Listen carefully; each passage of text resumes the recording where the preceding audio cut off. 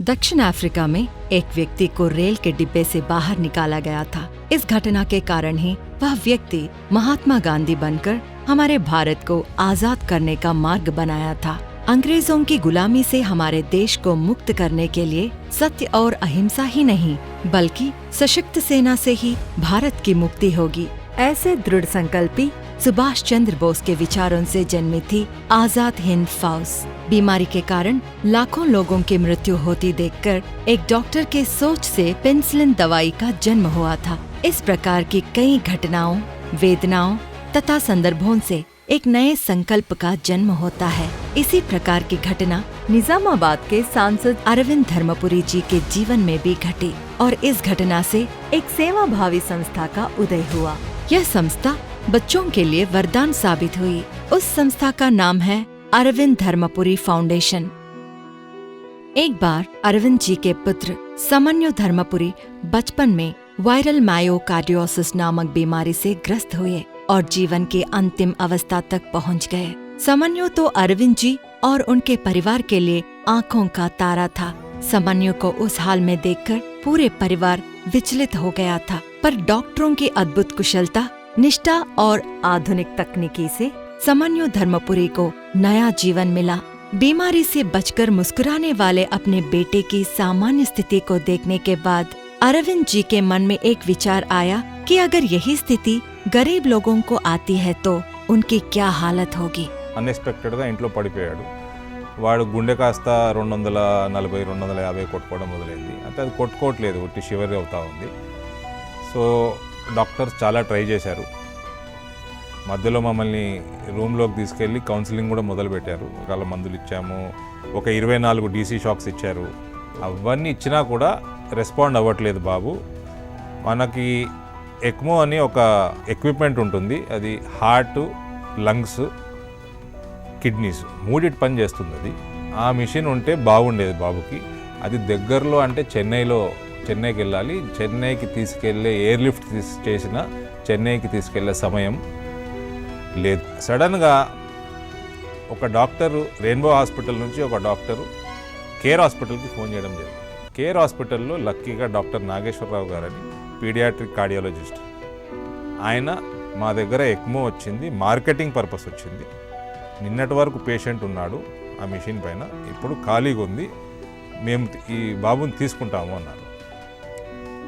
So ఆయనే స్వయంగా అంబులెన్స్లో వచ్చి బాబుని టేక్ ఓవర్ చేసి తీసుకెళ్ళి ఎక్మో మీద సర్జరీ చేసి ఎక్మో మీద పెట్టారు।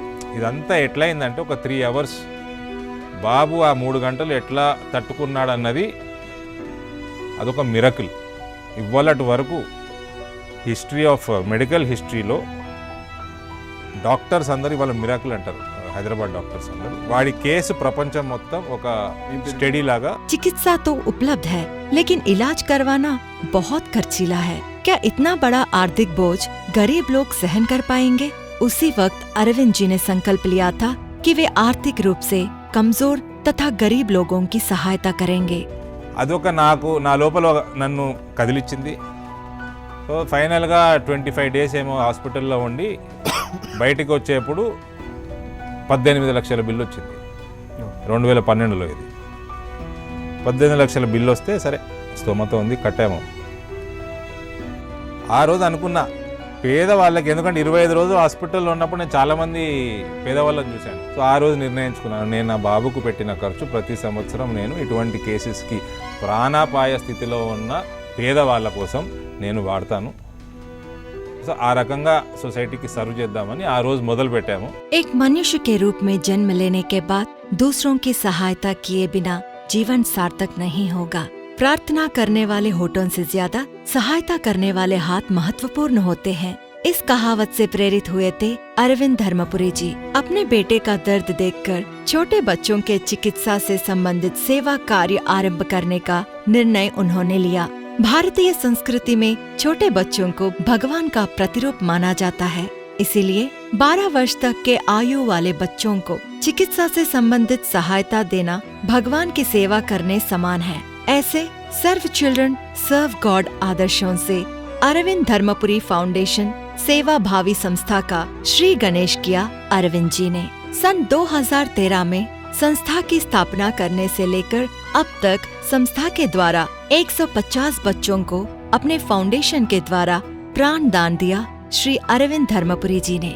మాది కురుట్ల మండల్ జైతల్ జిల్లా। నా పేరు రవి।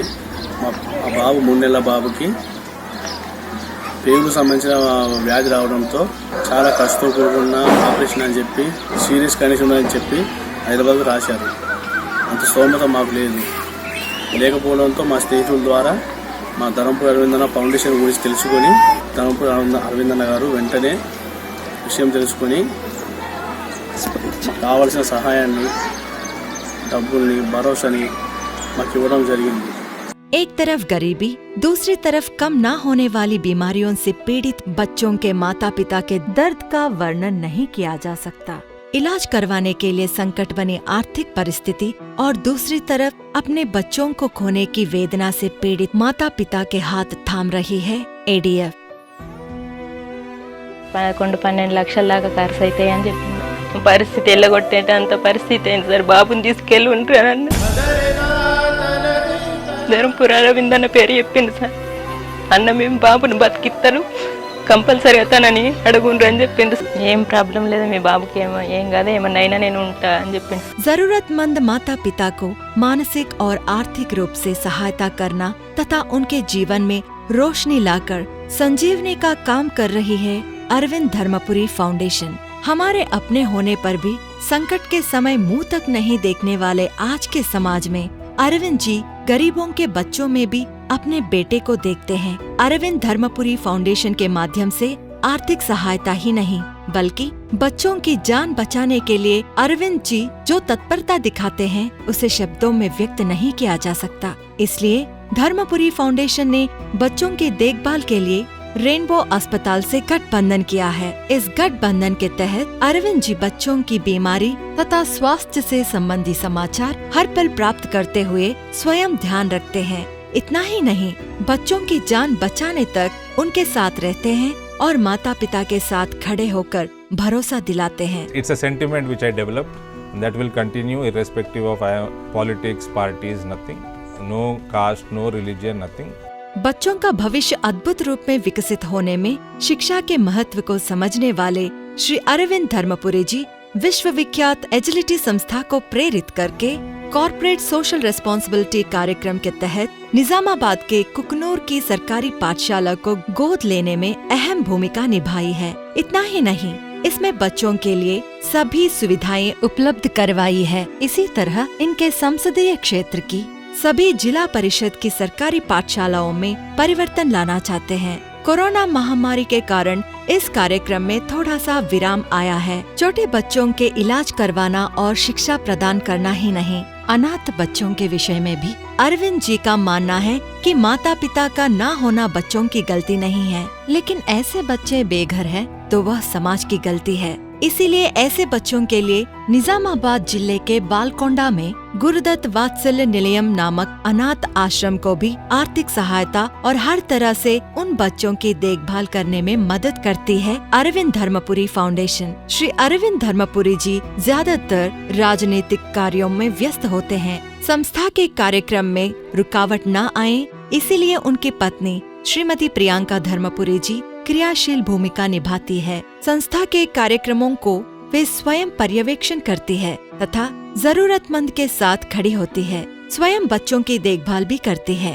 राजनीति में अरविंद जी विपक्षी दलों के लिए हमेशा कठोर रहते हैं, लेकिन जब जनता या बच्चों की सेवा की बात आती है तो उनके मन की कोमलता उनके द्वारा किए जा रहे सेवा कार्यक्रमों से ही पता चलता है। इस प्रकार अपने पुत्र का दर्द देखकर विचलित हुए एक पिता के मस्तिष्क से जन्म लेने वाली अरविंद धर्मपुरी फाउंडेशन छोटे बच्चों के लिए एक वरदान साबित हो रहा है। सेवा के लिए जितने भी कार्यक्रम हो रहे हैं, उन सभी के आर्थिक जरूरतों को अपनी निजी संपत्ति से पूरा कर रहे हैं अरविंद जी। अरविंद जी के लिए बच्चों की मुस्कुराहट एवं उनका उज्जवल भविष्य इन सेवा कार्य में लगने वाले करोड़ों रुपयों से कहीं अधिक मूल्यवान है। इसी कारण से अपनी शक्ति के अनुसार फाउंडेशन के माध्यम से सेवा कार्यक्रम विस्तृत करते हुए समाज के प्रति अपना कर्तव्य पूरा करने का प्रयास कर रहे हैं माननीय सांसद श्री धर्मपुरी अरविंद जी।